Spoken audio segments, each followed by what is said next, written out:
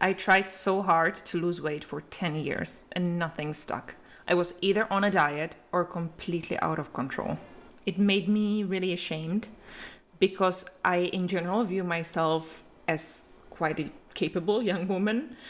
I am smart, I am university educated, living and working abroad, speaking multiple languages, and yet I couldn't seem to crack this weight loss problem. I honestly thought I was broken, that my body and mind were against me, that my appetite was just too high and there was nothing I could do about it except maybe inject myself with medication. I was exhausted, hopeless, and somehow just not ready to give up. And then everything changed. I discovered the truth. I wasn't broken. There was nothing irreparably, fundamentally wrong with me. I had just been sold the wrong approach. The real issue wasn't that I couldn't follow a plan. The issue was that no plan ever helped me understand why I was eating the way I was in the first place. So I started focusing on my thoughts, my triggers, my needs. Instead of obsessing over the calories, I started listening to myself, and my whole world flipped. I couldn't believe it at first, but slowly and surely the weight just started to melt off. And even though I have been in deficit for over 2 months now, I have zero desire to go back to eating more, which was never the case before. I'm not fighting myself. I don't have to count calories to keep myself in check. It just feels easy. This is the most peaceful I have felt around food in 10 years. I'm not a coach or a guru. I'm just someone who has finally found a way that feels sane. And I have made it my mission to share what's worked for me with other people who feel hopeless and stuck. Because nobody deserves to live trapped like this. Not when there's a better way. So without further ado, here's my story. Growing up, I loved food. It was a special treat because since we were not very rich, my parents didn't keep any chocolate or sweets in the house. My mom also had this philosophy that if you didn't finish your plate, you weren't going to get anything else before the next mealtime, even if you're hungry. So I was taught very early on to finish my plate and ask for seconds. When I started grammar school at 11, I was already aware that I was chubbier than other girls. And I also resented the fact that my parents wouldn't let me have normal food like store-bought white bread or candy bars. We made our own bread at home and I hated it. I would beg my friends at school to give me some of their stuff because it was just so yummy. We had a bakery next to our school, and during the big break we would go there and we would buy stuff and cakes and sweets, and it was always such a celebration for me because I didn't get this stuff at home, and so I was blowing honestly a lot of my pocket money just on food and sweets. When I was 12, my grandma sat me down and she asked me to write to her over the next couple of days everything that I ate. And then she proceeded to explain to me that I eat too much.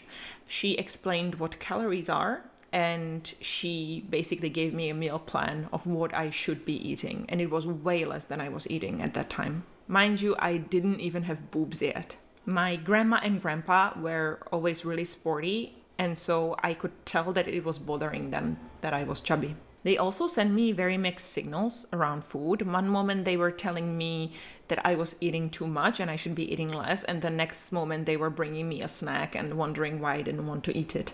When I was 15, my dad was dating a woman whose daughter was a year younger than me. She also wasn't exactly skinny, but whenever we went to my grandparents' house for lunch, they would tell her to get more, that she's still growing, whereas I was getting the subtle hints that the sooner I stop eating, the better. I honestly never understood this double standard until this day. I didn't like being at my grandparents' growing up. My grandma was a bully. She was really strict, and I was scared of her. Also, there wasn't much to do at their house. They would make me do chores that I didn't like. And basically the only thing that I liked about being there was that they had store-bought white bread. And I would steal it and I would have it in secret with like butter and honey. They also had this pantry cabinet where they would keep cookies and chocolate and treats that they would get when neighbors came over for coffee. And I used to go there and steal them all the time. That was my favorite cabinet in their house. I mean, they weren't the only ones who had comments. My dad would also comment that I had a big butt and that guys like girls who are skinny.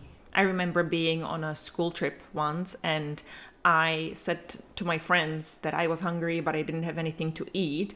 And this classmate of mine, he yelled really loudly so everybody could hear, "That's good, at least you will lose weight." So I was actually really insecure in high school. I wasn't happy with the way I looked. And my parents and my surroundings were sending me really strong message that if I am not skinny, I am worthless, that like having this excess weight means there's something wrong with me and I am unacceptable for it. In gym class, I was always picked as one of the last ones, and my teacher, instead of helping me to improve, would treat me like I was a lost cause. So I came away from high school thinking that sports wasn't really for me. Ironically, I started going to a dance class when I was 14 and I was actually really good at it. I got moved to young adults division quite early, ahead of the other kids because I was taller and bigger than them, and because I was quite good at dancing, the instructor always wanted to have me in the front, but I would cover everybody behind me. So I got moved to this young adult division, and there I was the youngest one. I automatically fell to the bottom of the hierarchy. I was afraid to speak my mind because everybody was just so much smarter, more educated, and more grown than me. So I always felt like I was less than them. And in my head, I somehow connected this insecurity and people not taking me seriously and feeling lonely with being fat. I thought that the excess weight made people not want to talk to me. So when I was around 14, 15, I also started to dabble in dieting, counting calories. I would do these like exercise programs. I remember doing jumping jacks in my room. I would never stick to anything for more than a few days. And so I didn't really see any real results from it, but it was enough to make me feel guilty about eating too much.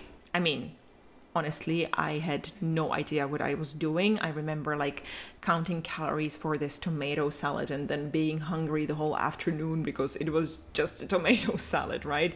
But in my head, it was like, oh, it had so many calories. So my thing was always bread, pasta, rice, and other carbs. I loved baking and making pancakes and crepes, and I would eat a lot of what I made before my family could get to it. And the more I gained, the more insecure I felt and the more I closed off before anybody else. I had this group of friends in high school and basically I would talk to them and no one else. I would just feel like nobody cares what I have to say and everybody's just judging me for being ugly and fat. When I turned 18 and I met my first boyfriend, at first, I really was convinced that there was something wrong with him, that he has a fetish or something, because how could a boy ever like the way I looked? I remember writing in my diary on my 19th birthday that I weigh 81 kilos and it's so much and I have to lose it. So I started following another exercise program for home, and I remember doing like push-ups and mountain climbers in my bedroom. Were these like 4 to 10 minute workouts where you were measuring your time and measuring your reps. It was all like body weight exercises, or like, you know, they had like a dip bar. So I had my table set up in my room so that I could like do the inverted rows from underneath. But I never really focused on eating, only the fact that I felt guilty for eating, but I didn't know how to change it. And then I graduated high school and I started university in another city. And that year was one of the lowest points in my entire life. I had no friends. I had no idea how to make friends. I missed my boyfriend terribly and I got really clingy to him as a result. And so he started avoiding me, which made things worse. And on top of that, the school was really hard and I was terrified of failing my classes, and so I would get these anxiety attacks, panic attacks whenever I tried to study, and I got really overwhelmed, and I cried a lot that year. It was a lot. I shared a flat with my older sister and her boyfriend, but we weren't really close at that time, and They were gone the whole day anyway, so I ended up being alone a lot. The loneliness was so unbearable for me that I actually went on the subway and I would ride a train from one terminal stop to the other and back just to be among people. I just felt like I didn't belong and nobody wanted to have anything to do with me. I had no appetite.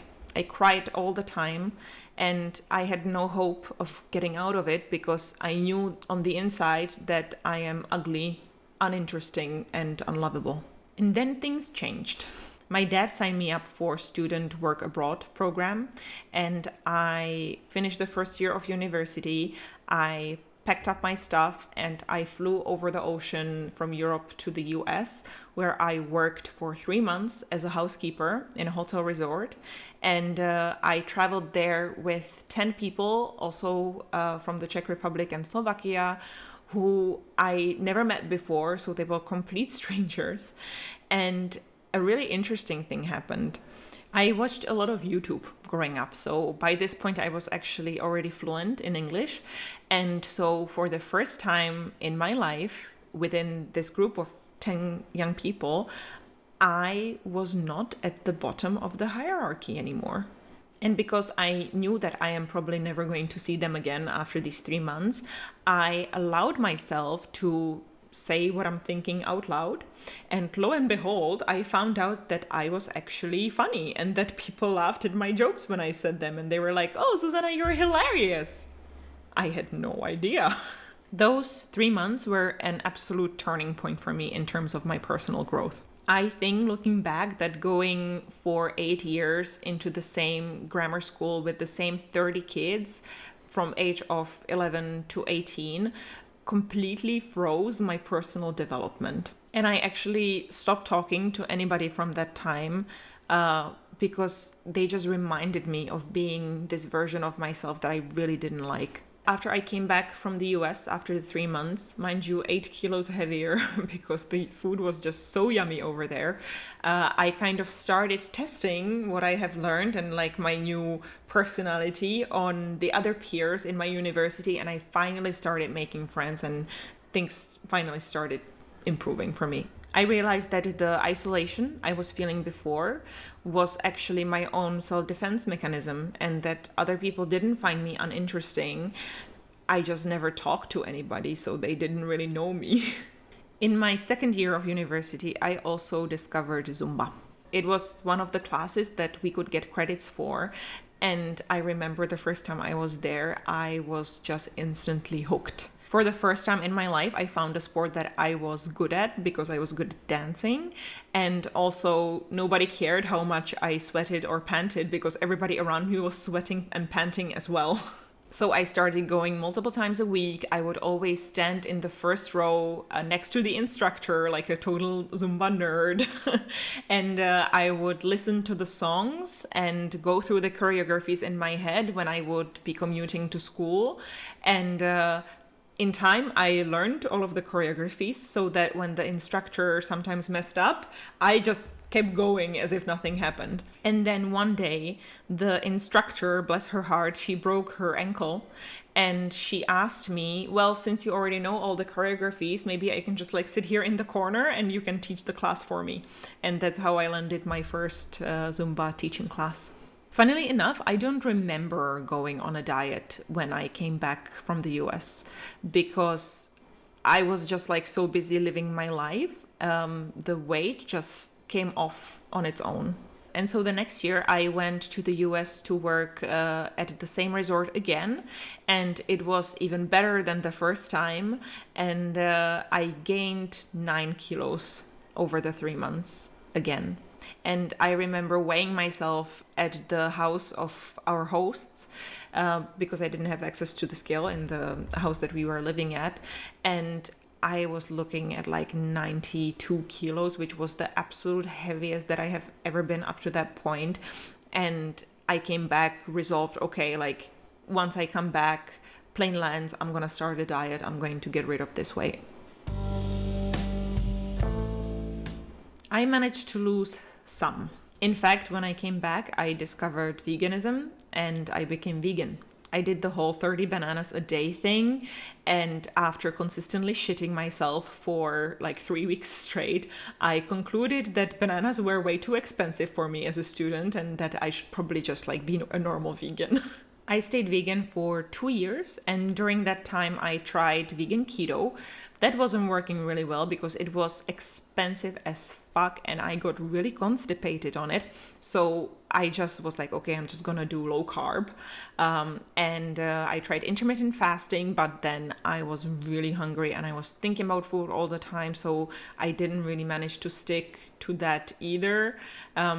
I tried counting calories. I had a little app which told me basically what recipes to make so that all in all I eat up to like 1700 calories. I got into the cycle of losing and gaining the same 5 kilos over and over again. And so I was effectively hovering around like 85 kilos for most of the time. And this was the time where I started to binge. I would restrict really hard, I would get really hungry, and then I would end up overeating on anything that I could find. I was living at a shared apartment with some other students and I was completely broke.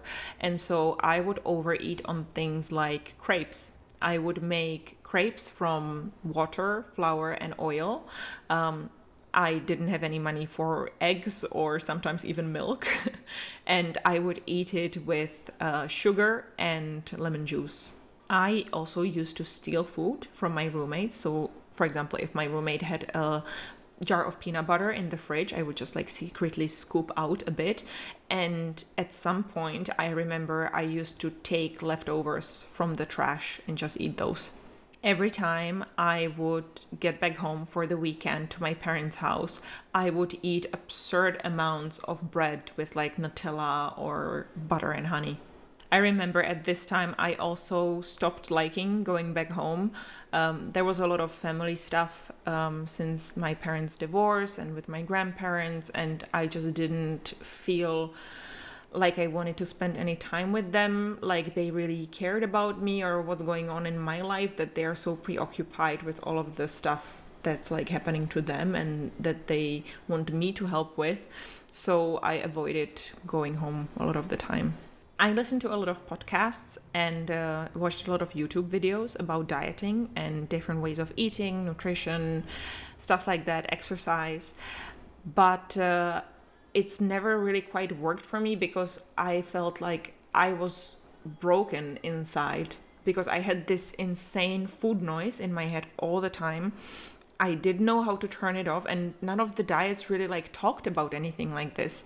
They were just so focused on how to create the deficit and how to create the restriction, and they never said like, well, what if your brain is working against you? And so in that sense, I also felt isolated from that community because I just was thinking about food all the time and I couldn't do what they were telling me to do. I just couldn't stop thinking about food. And I have a couple of voice recordings from that time when I was about 24. And it really sends chills down my spine listening back to them because it's just such a throwback to the mental space that I was in, just consumed by thoughts of food and dieting and how I would lose the weight all the time in context of living my student life. It's the 26th of December, 2017, at night. I'm just lying in the bed, trying to fall asleep, thinking about food, think about my diet, think about keto. I just got home from my hometown after a weekend of absolutely pigging out. Christmas, yeah. I am so full of sugar. Then I got to Prague and I topped it off with a vegetarian pizza and a serving of fries with French dressing. Tomorrow starts my New Year's resolutions to lose weight. Yet again. Number one priority is the time restricted eating, fasting thing, 8-hour window. So I'm thinking if I am supposed to eat before the gym, I cannot eat after the gym. I would have to start at like 2 p.m., which is late. Number two, cut out sugars and refined carbohydrates. So that means white flour, pasta, sugars, rice, potatoes, and grains. Try to incorporate more greens and vegetables. Maybe do soups and stuff. Eat legumes, because before I didn't really eat legumes. I ate tofu and it was not really working because I was hungry just eating tofu. So I'm just like, I'm going to eat vegetables, legumes, no calorie counting, because once I start overthinking it, it just goes to hell. After the 4 days of Christmas, I just feel so fat. I'm sure I gained weight, but I feel just like a disgusting fat pig. My skin is horrible. I'm breaking out all over.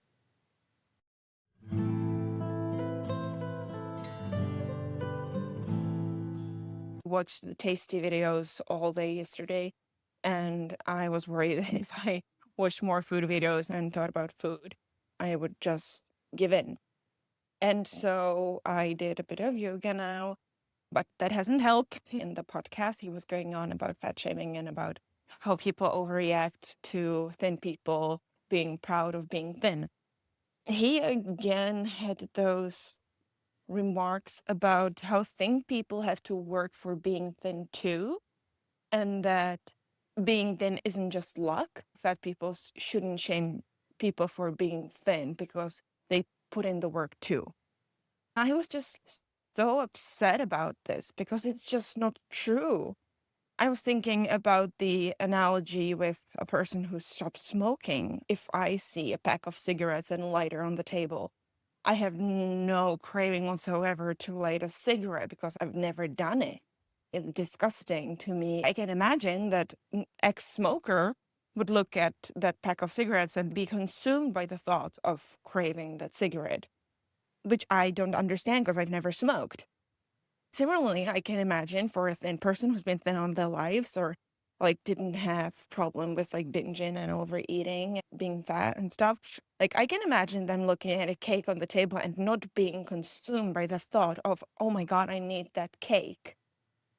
Imagining what it would feel like in your mouth and how full you would feel afterwards and all the shame and guilt that comes with it.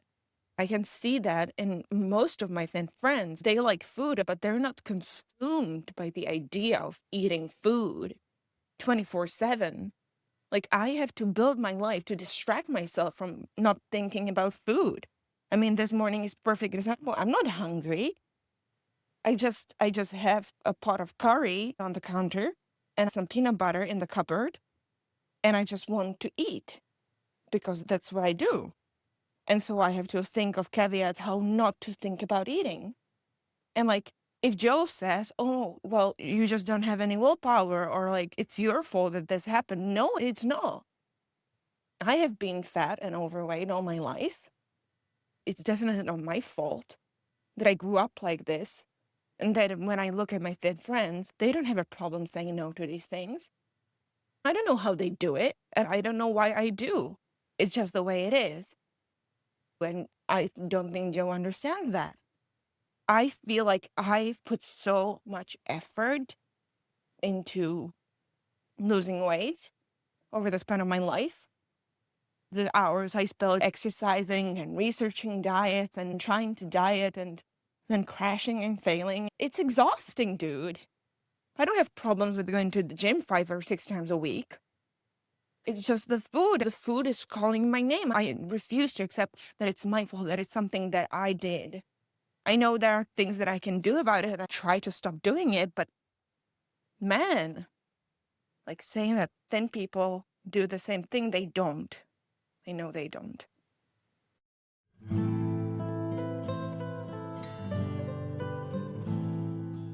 Yesterday, I was in a funny mood because I didn't exercise or have any plans to exercise in the evening because I've injured my leg on Friday.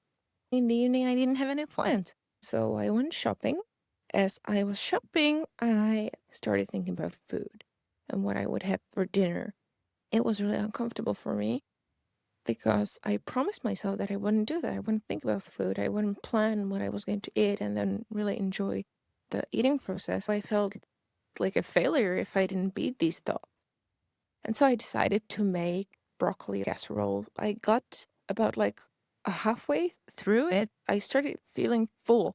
And I didn't stop eating until I was like 3/4 of the way in. I was actually feeling kind of stuffed, and I started feeling like failure for not keeping to like a small portion size. And so I went to lie in bed. I'm not sure if I watched a movie after that. But anyway, I was stuffed and feeling uncomfortable. After I finished watching the movie, I wasn't hungry. I went back to the kitchen. I saw the rest of the dish on the table, and it was nice and cool by then. And I'm just like, I'm just gonna like finish it. I don't know. So I finished it, and I'm just like, well, I messed up the day anyway. But at that very moment, I had no desire to continue restraining myself. I'm kind of scared of the weekend because I'm going home, and we know how that ends up.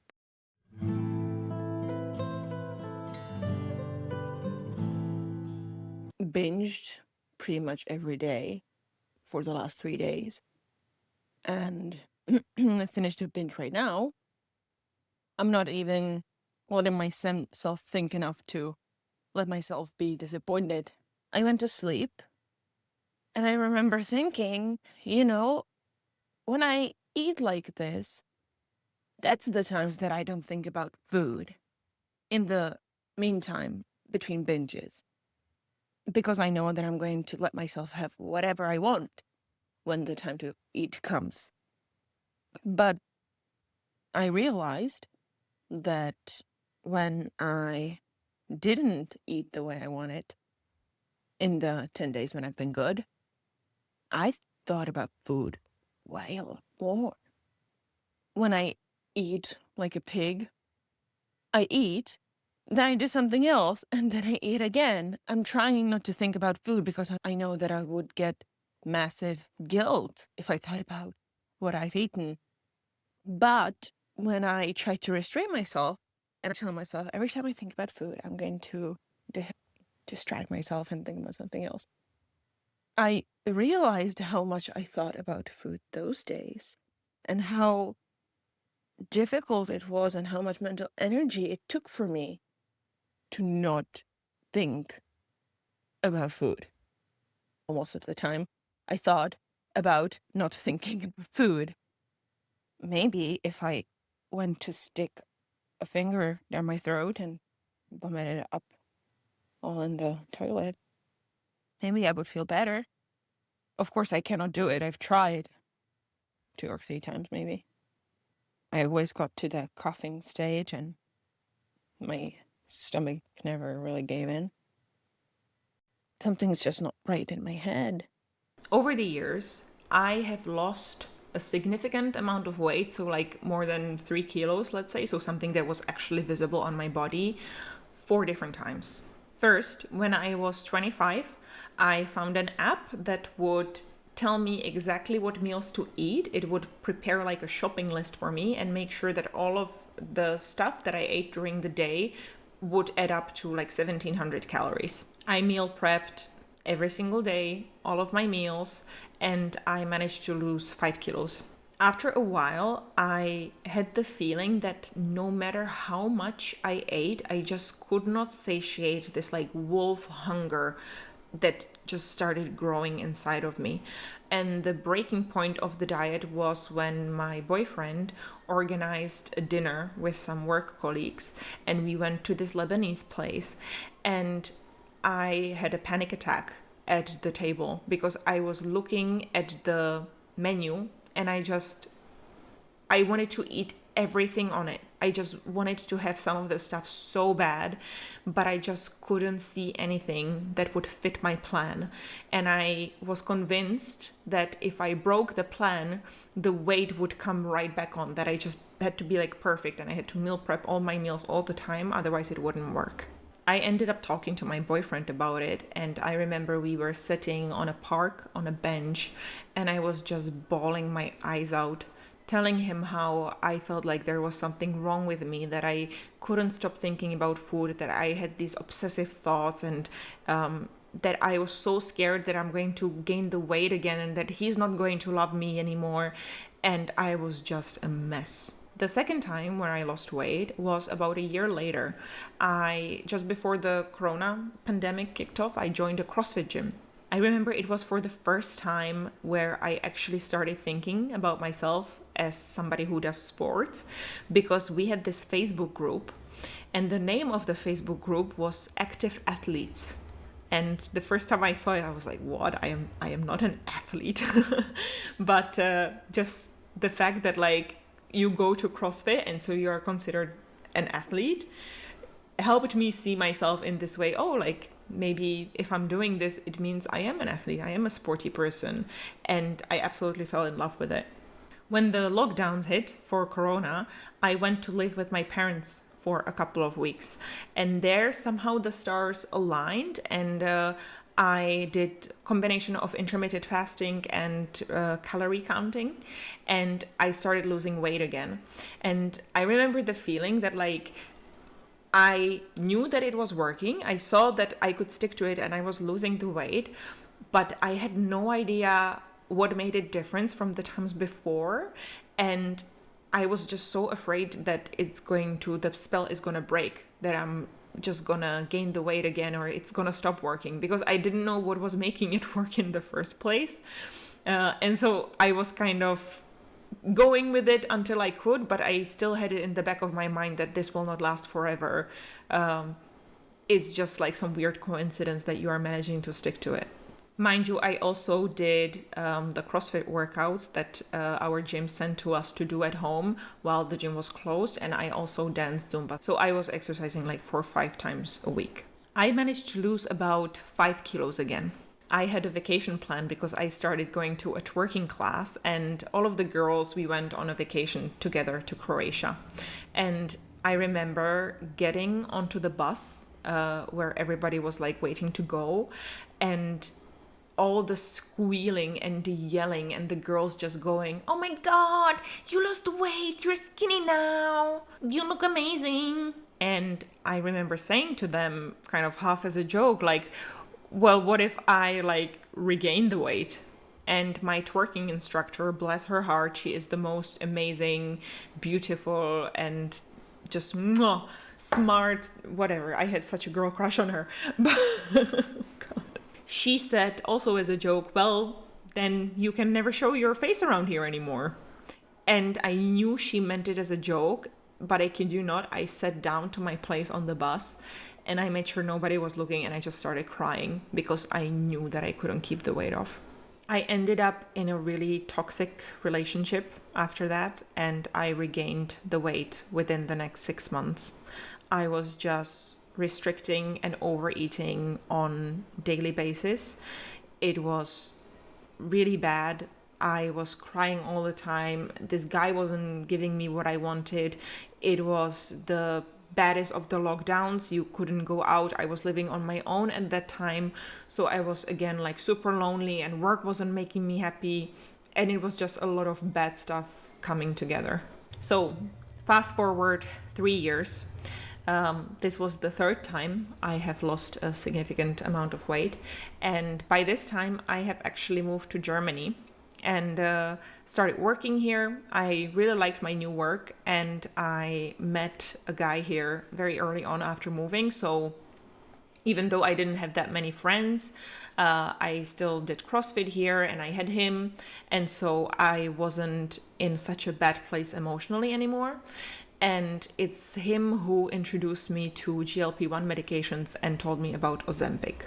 At the time, I managed to climb to my absolute highest weight to date, which was 95 kilos. And I lost 10 kilos with Ozempic over the next 3 months. It was honestly such a surreal experience being on it, because I did not realize, because I have been living with food noise for such a long time, I did not realize that it was not normal to have these thoughts about food all the time, and the medication just completely killed it. It was just like a complete silence in my head, and I would have like chocolate here in the pantry and I would have no desire to eat it. And I was like, what the hell is going on? Like, is this how other people feel in their head? And I just felt really discouraged to diet on my own without the medication again, because I just felt like the system was rigged against me and that everybody was giving me this advice, but they didn't know about this thing that I had in my brain that was preventing me from sticking to it. After 3 months of being on Ozempic and losing those 10 kilos, the regulation changed in Germany, and my doctor told me that he couldn't prescribe the drug to me anymore because I didn't have diabetes, and so I had to get off of it. As to my mental state, I was really ashamed of the fact that I was on weight loss drugs. And when people started noticing that I lost weight, I refused to talk about it. And I said that it's a very sensitive subject and I don't want to talk about it. So I don't know what they must have thought, that like somebody died or something. But I just viewed it as my personal failure, that I needed the drug in order to do this. And it seemed like nobody else was struggling with the things that I was struggling with. I felt really lonely with it, and I felt like the drug was a cop-out. I think I told like 2 or 3 people that I was on the medication at the end of the day, and I was really embarrassed to do so. I felt like it was a cop-out and that I should be able to do it on my own. The 4th time I managed to lose weight was about 1.5 years after that, when I was getting ready to get married to my now husband. And as a part of the wedding preparations, I did a 12-week diet. I have moved along significantly in my scientific nutritional education. I felt honestly like I knew everything there is about nutrition and weight loss, and I ran this very regimented 12-week bodybuilder style cut that made me lose my beloved 5 kilos again. I loved the way I looked. I got married and I still wanted to lose more because I was around like 82 kilos at this time. And I hired a coach to work with me. And our plan was to do a maintenance phase to kind of get my hunger hormones back on track and get me used to like maintaining my weight. And then we would do another weight loss phase. The maintenance was scheduled for between 2,006 and 2,700 calories. So it was not that little food. I was still exercising. I was going to the gym. By that time, I have put on a significant amount of muscle from all my years of CrossFit and then subsequently working out. I was also doing cardio. I was doing Zumba. And so my cardio wasn't that bad either. So 2 months went along fine, but in month 3 after the diet, things got really hectic at work. I had like a couple of weeks when I was really stressed out. I was on like the verge of burnout. Nothing was going my way, and I started overeating again. So my weight started creeping up again. I was so ashamed of myself yet again, because here I was paying a hefty sum to a coach. I was tracking calories, I was tracking sleep, I was tracking my workouts.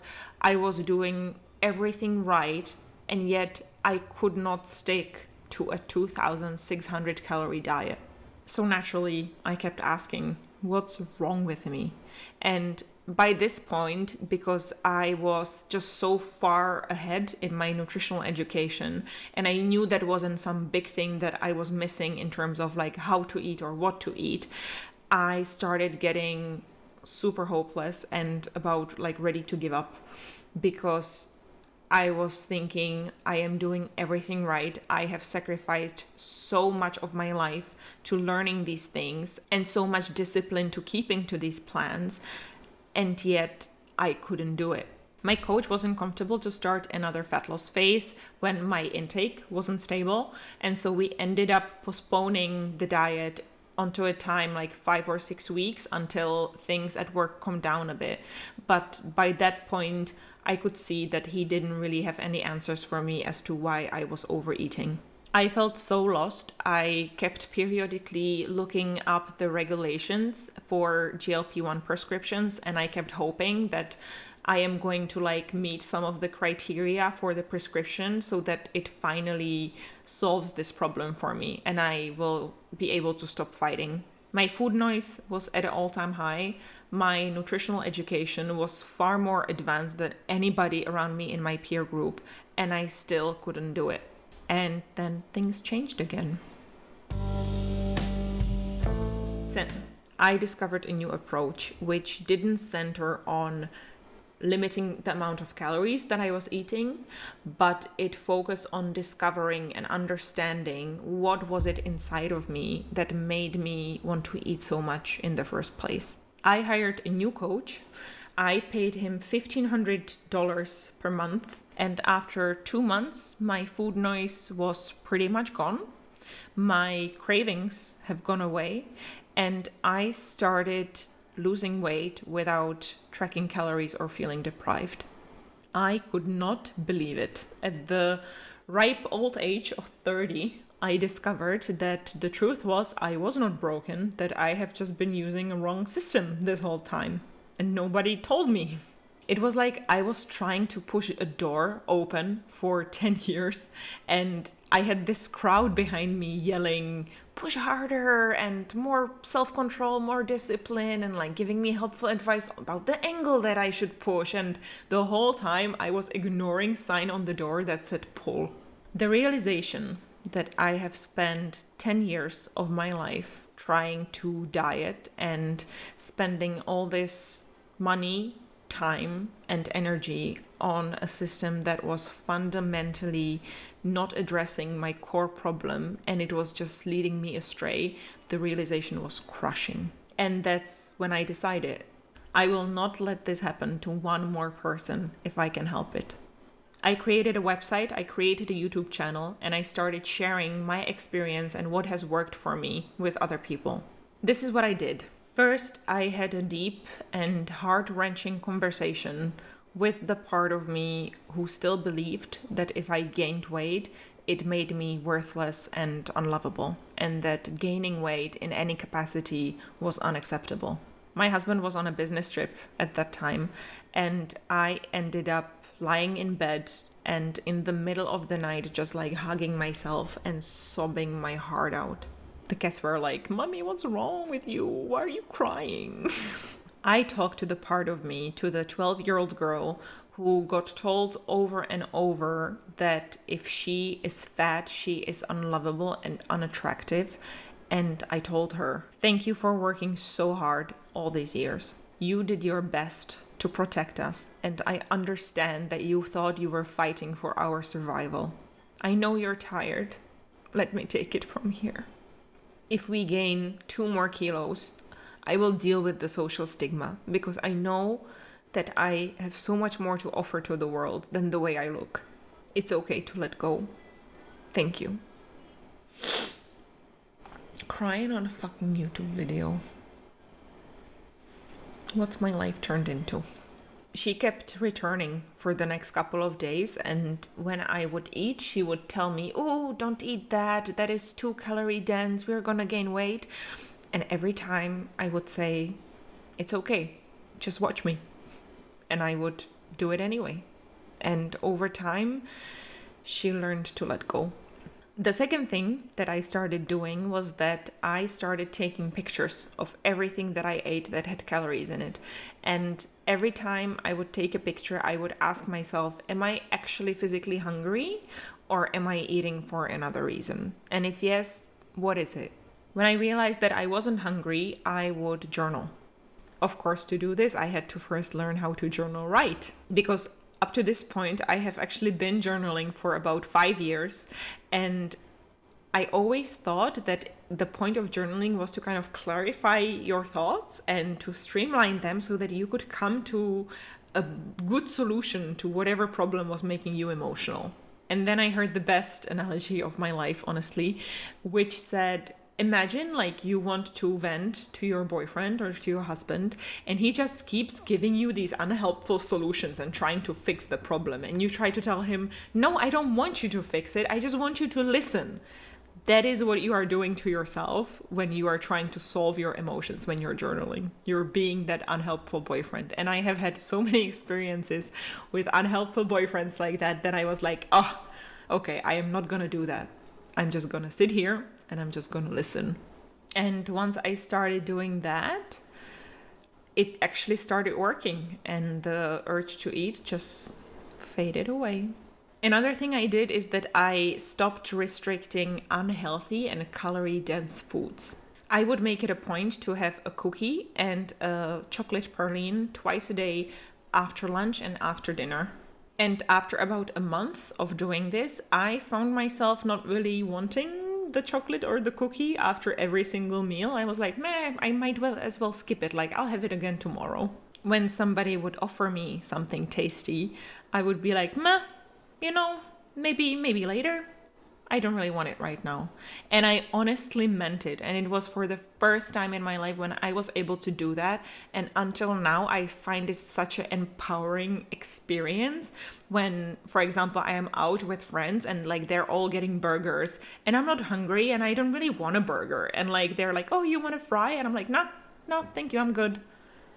It's like, unless you have been there to a place that I have been, like, I guess you won't really appreciate this, but it's just such a fucking incredible sense of freedom and empowerment. And I'm just so glad that I am where I am right now.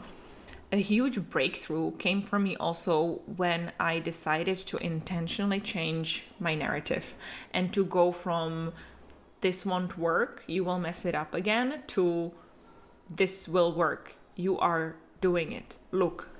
I would actively take the time to think about the things that I was doing right. So for example, when I didn't have the snack or I turned down the cookie that somebody was offering me, I just took a moment to really notice, hey, I did this. It was really easy and I'm feeling great and I don't feel like I'm missing out or anything. And tomorrow I can do it again, or I can have the cookie. I can do whatever the fuck I want. When I went to the supermarket, for example, and I went to shop for the week, I would always like grab something nice for myself, like a little treat. I used to do that since I was a kid. And the first time when I went shopping and I forgot to get myself this treat, I was like driving back home in the car and I was just like, hey, did you notice that? Like, I didn't get myself a snack. Wow, good job me. And I like really sat in the praise and it made me smile, that wow, like I am actually doing this. And the wins like this, they just kept stacking up, snowballing. Because from all of the positive reinforcement that I was giving myself for doing things right, I just wanted to do it more and more and more. I still weighed myself every day, but beyond writing the number into my health app, I made a point of not taking it as a measure of whether I was doing things right or not. Even if my weight spiked, for example, I would look back at the previous week and I would be like, yeah, but I only ate when I'm hungry. I journaled when I wasn't. I did this, I did that, I exercised, and I would just appreciate the actions that I took so that the number didn't really like tell me much about whether I'm on the right path or not, because I knew I'm on the right path. I'm doing all the right stuff. The weight is gonna catch up. After 2 months of doing this consistently, the trend became very clear. I was losing weight. I hit a new low on the scale every month around the same time of my cycle. And the only change that I did to my nutrition effectively, to like diet, was that I made sure that every single meal had a protein source in it and that I was keeping up with 10,000 steps per day consistently. Otherwise, I ate foods that I liked. I only did exercise that I liked. I wore clothes that I felt good in and that made me feel sexy. And I just was living my life without thinking about food all the time. And the weight just kept coming off. And here is the funny thing. The first time when I noticed that I started losing weight, my brain freaked out. I felt all of my old patterns and dieting anxiety and the self-sabotage peak out and being like, we are losing weight? What can we do? How can we help? And then they kind of looked around and realized there was nothing to do. There was nothing to rebel against. There was nothing to sabotage because I was already eating and living my life in a way that I loved so much better than whatever I was doing before, that it just like made no sense to go back. I wasn't going hungry. I had a solid alternative to emotional eating in journaling. And since I wasn't restricting any particular food on purpose, I didn't have any craving to like go and have chocolate because chocolate is forbidden and it's so yummy, because I just could have chocolate if I wanted it. Just most of the time I didn't really want it. No rebounding, no spiraling. And that brings me to now. I am not here to sell you a dream. I am here to show you that this is real, that this is something you can do as well, and it starts from the inside. You can rebuild the trust with yourself. You can eat like a normal human again. You can feel on the same team with your body. And if this speaks to you, I hope you stick around, because I'm not done yet. I'm just getting started.